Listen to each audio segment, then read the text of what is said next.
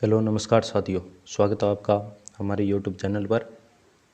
और आज हम करेंगे कक्षा 10 क्षितिज भाग पुस्तिका में सूरदास के पद के प्रश्न उत्तर हैं। इसका पहला प्रश्न है, यानी कि पिछले सेशन में हमने देखा, यानी पिछले वीडियो में हमने देखा कि उद्धव और गोपियों का स्वाद होता है। वहाँ पर गोपियाँ तरह तरह से उद्धव को उलाहने देती है। प्रश्न है इसका, गोपियों द्वारा उद्धव को भाग्यवान कहने में क्या व्यंग्य निहित है? आगे नहीं उलाहना।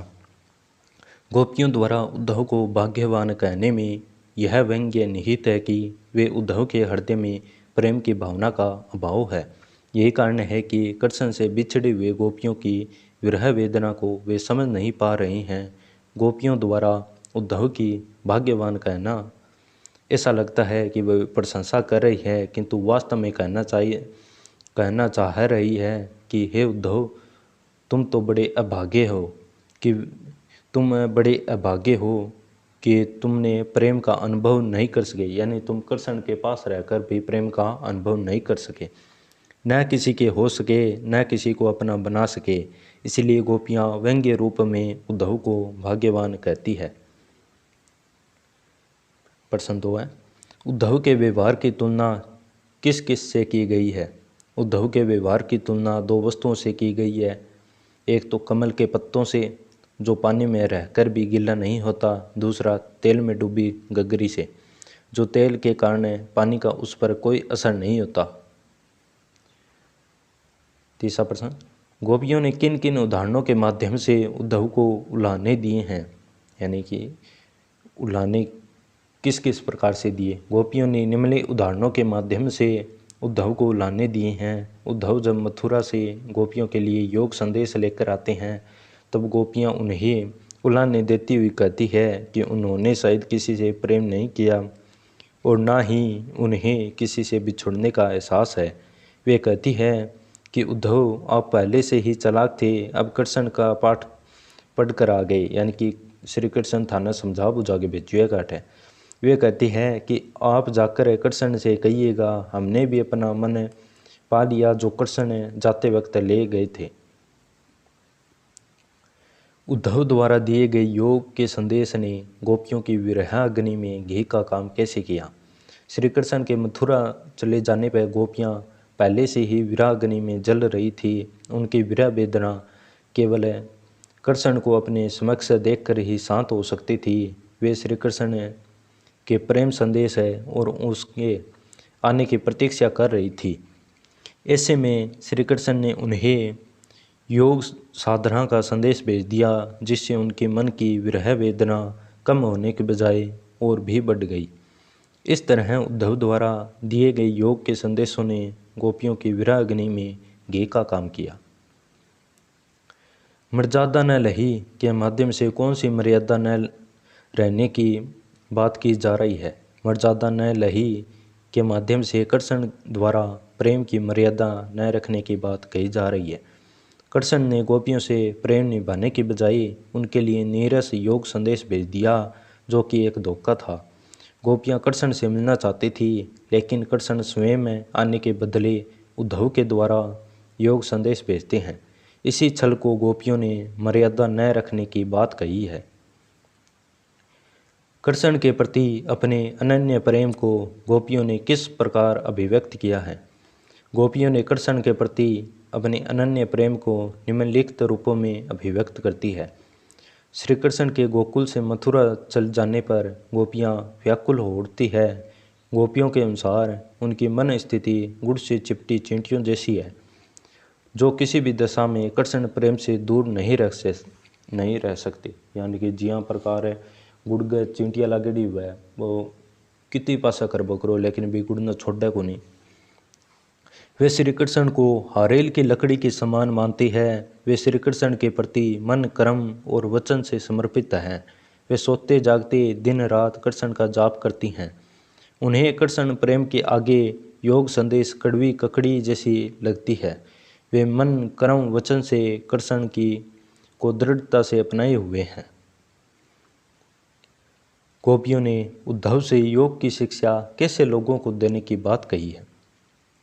गोपियों ने उद्धव से योग की शिक्षा ऐसे लोगों को देने की बात कही है कि वे योग की शिक्षा ऐसे लोगों को दे जिनके मन चंचल है, स्थिर नहीं है, यानी कि एक जगह टिकेड़ा को नहीं, जिनके हृदयों में कृष्ण के प्रति सच्चा प्रेम नहीं है, जिनके मन में भटकाव है, दुविधा है, भ्रम है।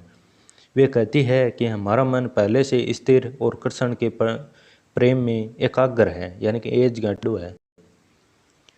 प्रस्तुत पदों के आधार पर गोपियों का योग साधना के प्रति दृष्टिकोण स्पष्ट करें।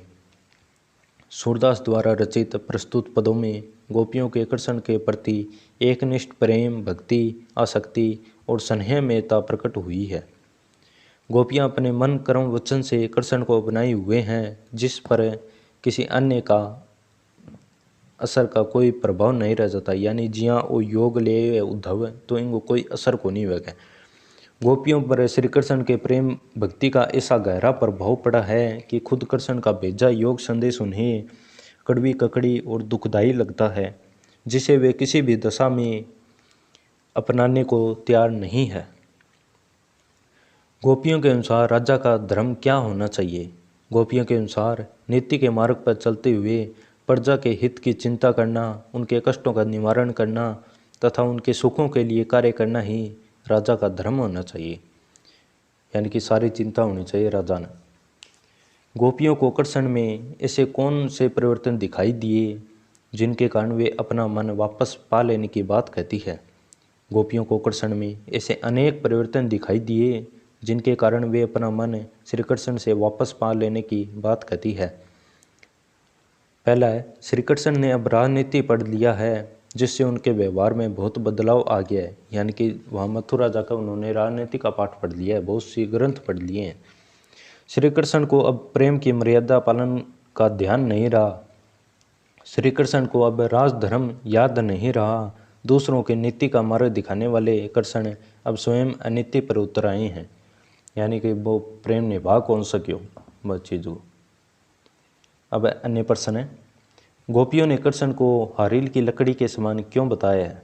गोपियों ने कृष्ण को हारील की लकड़ी के समान इसलिए बताया है क्योंकि जिस प्रकार हारील पक्षी अपने पंजे में दबी लकड़ी को आधार मानकर उड़ता है, उसी प्रकार गोपियों ने अपने जीवन का आधार कृष्ण को मान रखा है। कमल के पत्ते और तेल लगी गागर की क्या विशेषता है? कमल के पत्ते और तेल लगी गागर की यह विशेषता होती है कि कमल का पत्ता इतना चिकना होता है कि पानी की बूंद उस पर नहीं ठहर सकती है। इसी प्रकार तेल लगी गागरी को जब जल में डुबोया जाता है तो उस पर पानी का कोई असर नहीं होता है। गोपियों ने स्वयं को अबला और भोली क्यों कहा है? गोपियों ने स्वयं को अबला और भोली कहा है क्योंकि गोपियाँ कृष्ण से दूर रहकर भी उनके प्यार में अनुरक्त हैं। वे स्वयं को कृष्ण के प्रेम बंधन में बंधी पाती है, वे चाहकर भी कृष्ण के प्रेम को भुला नहीं सकती, चाहे कृष्ण जितना भी चाल चल ले। गोपियाँ किस आधार पर विरह व्यथा सह रही थी?